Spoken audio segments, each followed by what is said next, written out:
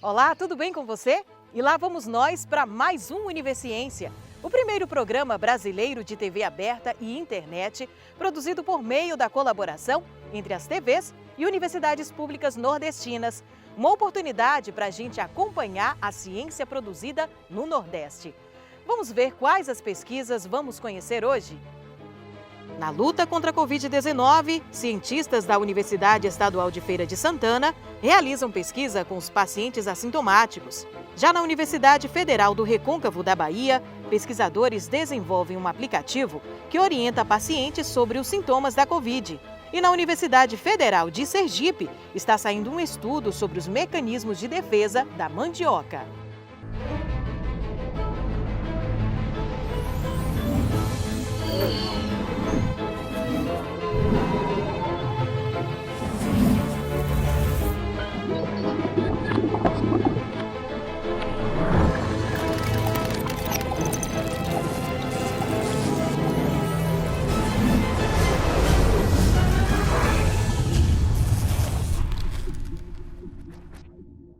A gente acompanha a luta incansável da ciência para entender e combater o coronavírus.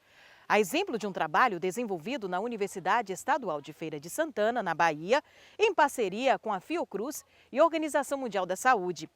Por meio de um estudo inédito, os cientistas mostram a importância da realização de testes para a identificação da Covid-19 em pessoas sem sintomas. A detecção precoce da doença ajuda na redução e controle de casos.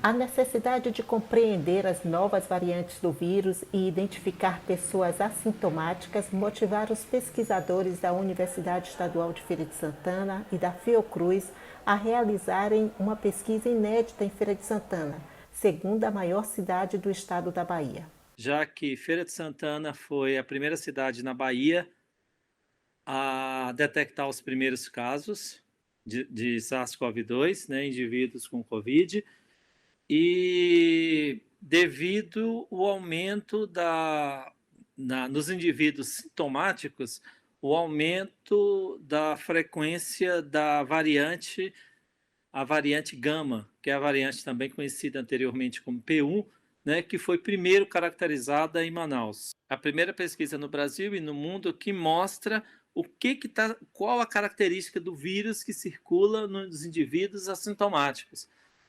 Os trabalhos anteriores em assintomáticos foi a testagem de anticorpo. Quando você detecta o anticorpo no indivíduo, você não está detectando o vírus. Você está detectando se o indivíduo já teve o vírus.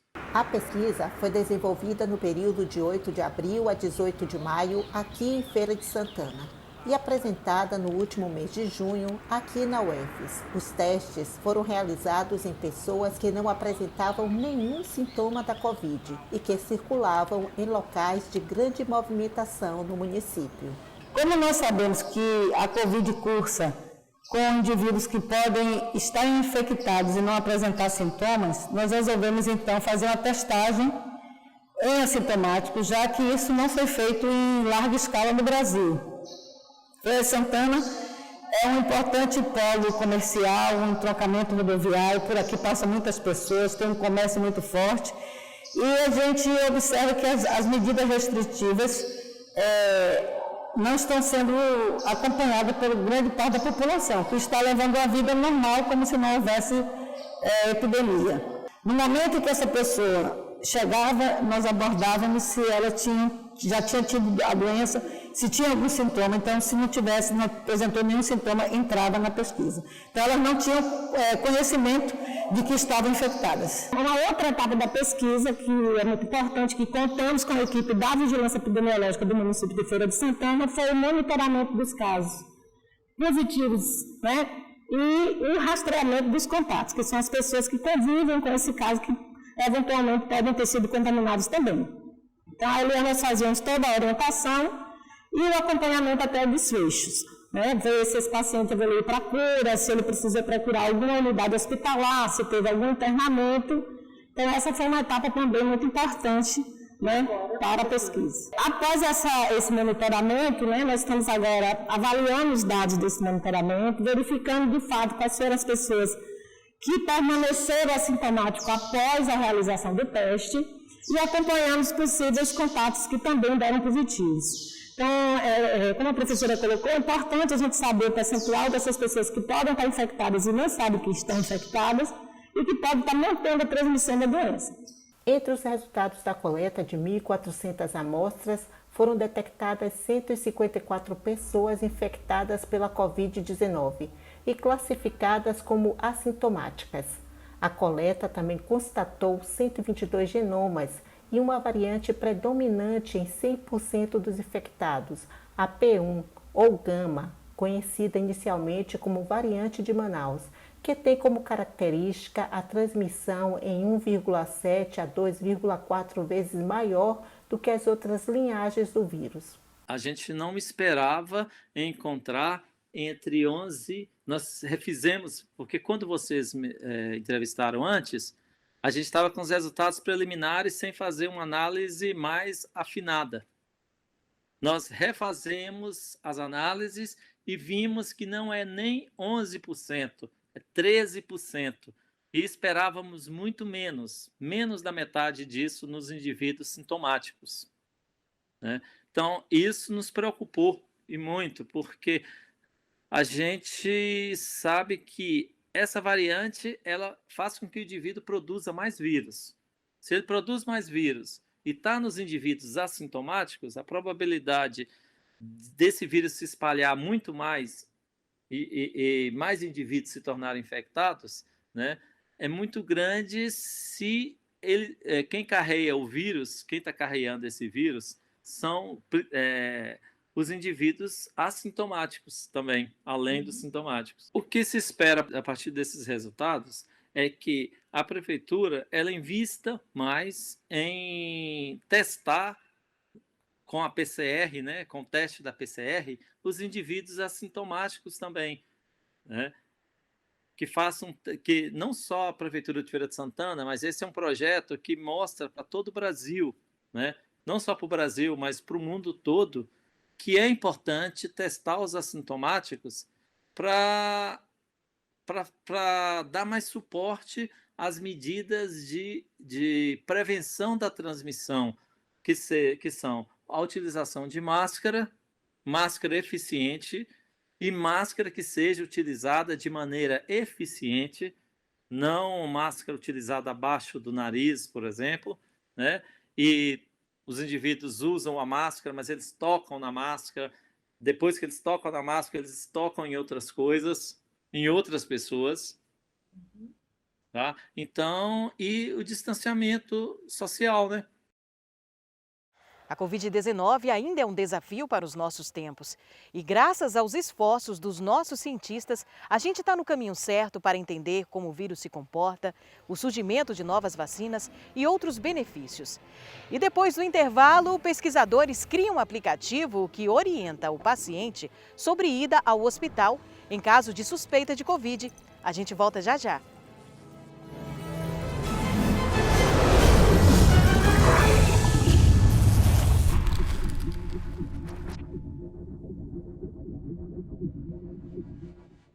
A gente sabe que vive uma realidade bem diferente depois da pandemia. Novos casos surgem todos os dias, muitas internações são registradas e uma simples ida ao hospital pode trazer riscos. Cientistas da Universidade Federal do Recôncavo da Bahia criaram um dispositivo para ajudar nessa situação. Lançando mão da inteligência artificial, o aplicativo para celulares coleta dados da frequência respiratória e é capaz de indicar se um paciente com Covid-19 deve procurar um hospital.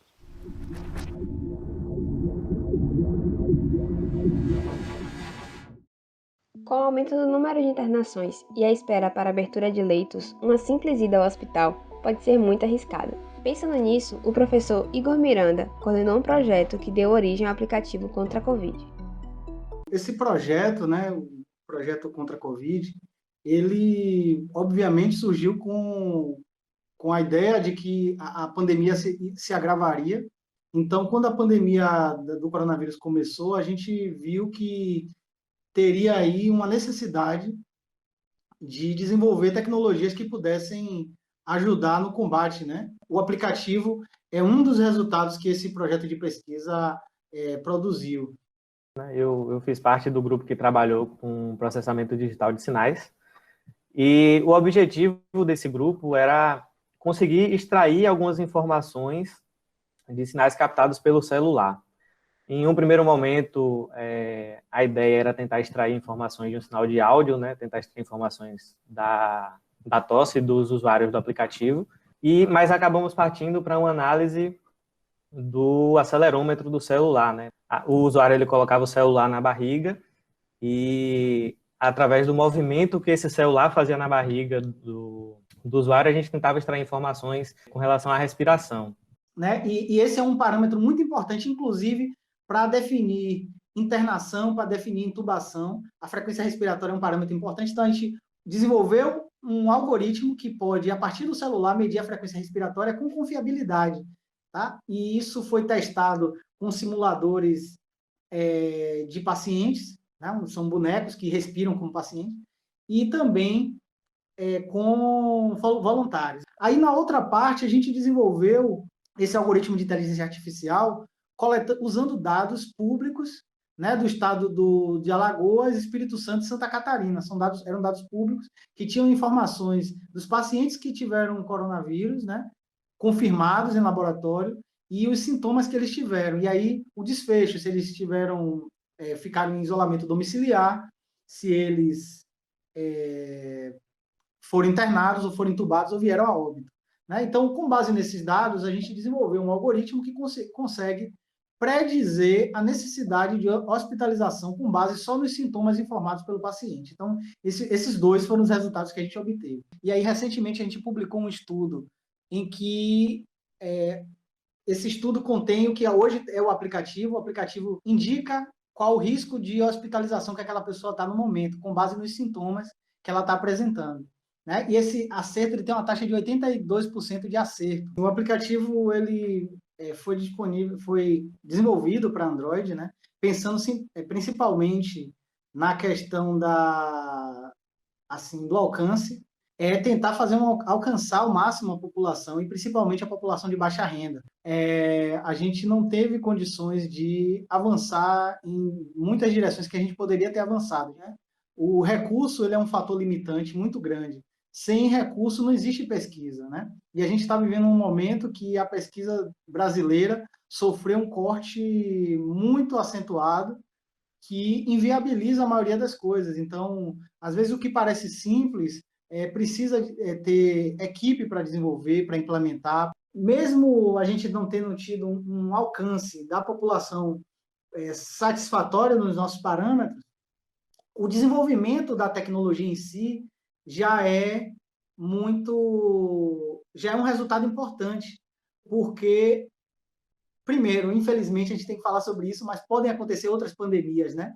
Isso é uma coisa, e aí a gente já tem a tecnologia desenvolvida na nossa universidade. Além disso, a gente também sabe que o coronavírus pode continuar aí por um tempo, né? Não necessariamente ele vai ser erradicado. Então, essa tecnologia está aí, né? E ela vai continuar podendo ser usada.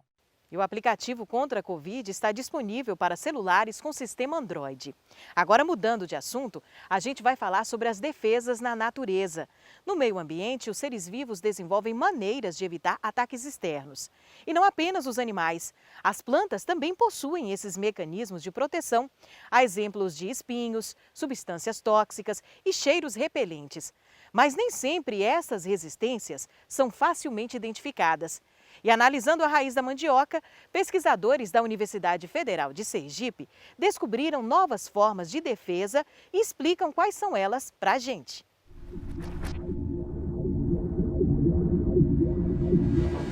Então, diferente dos animais aí, quando elas se sentem ameaçadas, elas não podem sair correndo, né? Se esconder. Então, como que elas fazem para se defender? Na verdade, existe uma série de mecanismos de defesa, né? As plantas, elas sabem muito bem como se defender. Tem alguns mecanismos que são bastante visíveis, como os espinhos, né? A presença de serosidade, látex, substâncias tóxicas. E existem algumas outras formas de defesa que não são tão visíveis assim. Essa questão que a gente tem trabalhado bastante, que é a questão dos voláteis de defesa, então compostos orgânicos, né, substâncias químicas que as plantas liberam quando elas são atacadas. Essas substâncias elas podem agir repelindo diretamente o herbívoro que está atacando a planta, mas ela pode agir também atraindo os inimigos naturais, né? A gente fala que a planta pede socorro, né? Pede um auxílio para se defender. São as defesas indiretas que a gente chama, feita por outros organismos, né, que não a própria planta. A gente escolheu a mandioca pela importância dela, né, no estado de Sergipe, no Brasil como um todo, né? Muitos produtores ganham, né, a vida plantando mandioca, né, o tanto de produtos que são gerados a partir da mandioca. O principal ácaro herbívoro, que é considerada a principal praga da mandioca, que é o ácaro verde, né, o nome científico dele é Mononicellus tanajoa, é bastante encontrado aqui no estado. Também trabalhamos com outro ácaro, que é um ácaro generalista, que ataca a mandioca, mas também outras plantas, que é o ácaro rajado, que é bastante comum, que é o Tetranicus urtica. E aí o terceiro nível trófico que a gente está trabalhando, que é um predador, também é um ácaro. Tá? É um ácaro predador desses ácaros fitófagos, desses ácaros herbívoros. O que nós observamos foi que a planta de mandioca, quando ela é atacada por esses herbívoros, ela produz diferentes misturas de compostos voláteis, que vão diferir tanto daqueles compostos que são emitidos pelas plantas sadias, quanto entre si. Então, cada espécie, ela induz uma mistura diferente de compostos dessa planta. E o que a gente buscou foi verificar se esses compostos podem ser atrativos ou não para essa espécie de inimigo natural, que foi o ácaro predador. Então, ao longo do mestrado, nós observamos o quê? Sim, as plantas, elas emitem compostos diferentes quando atacadas, e esses compostos são, sim, atrativos para o inimigo natural. E, passado o mestrado, eu entrei no doutorado também pelo programa de Ecologia e Conservação, também com a professora Bianca, e no momento nós estamos estudando uma outra defesa indireta da planta, que é o néctar extrafloral. O néctar, a gente está muito acostumado com o néctar floral, né, que é o néctar que atrai os polinizadores, as abelhas, as borboletas, mas algumas plantas, elas produzem esse néctar extrafloral, que é a produção de néctar, mesma substância açucarada, semelhante ao néctar floral, mas é produzido por outras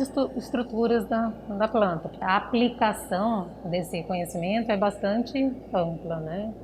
Principalmente na área agronômica, na área biotecnológica. Né? A gente pode aplicar esses produtos, esses compostos orgânicos voláteis sintéticos no campo para atrair esses inimigos naturais, então para auxiliar no controle biológico, né, que é justamente esse controle feito pelos predadores, pelos parasitoides. Tem alguns estudos também recentes falando sobre uma vacinação verde, né, nas plantas, que é justamente expor essas plantas a esses compostos voláteis que induzem esses mecanismos de defesa para auxiliar no sistema imunológico da planta, então já deixar ela mais preparada para um possível ataque. Pode ser aplicado de diversas formas na agricultura para esse controle, né, mais eficiente. O que a gente pretende fazer até o final do doutorado seria terminar a parte de indução do néctar extrafloral e verificar a resposta de mais uma espécie de ácaro herbívoro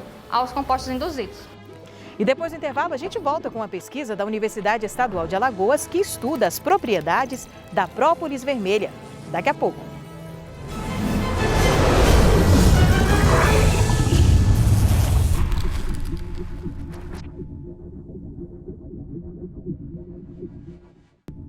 Ao coletarem uma seiva vermelha nos galhos da árvore conhecida popularmente como rabo de bugio, muito comum no estado de Alagoas, as abelhas criam uma própolis diferente.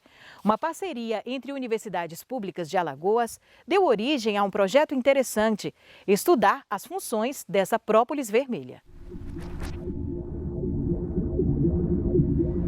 A Universidade Estadual de Alagoas, UNEAL, com a Universidade Federal de Alagoas, UFAL, e o Instituto Federal de Alagoas, IFAL, estão desenvolvendo um trabalho conjunto para fomentar o estudo e a produção da própolis vermelha no interior de Alagoas.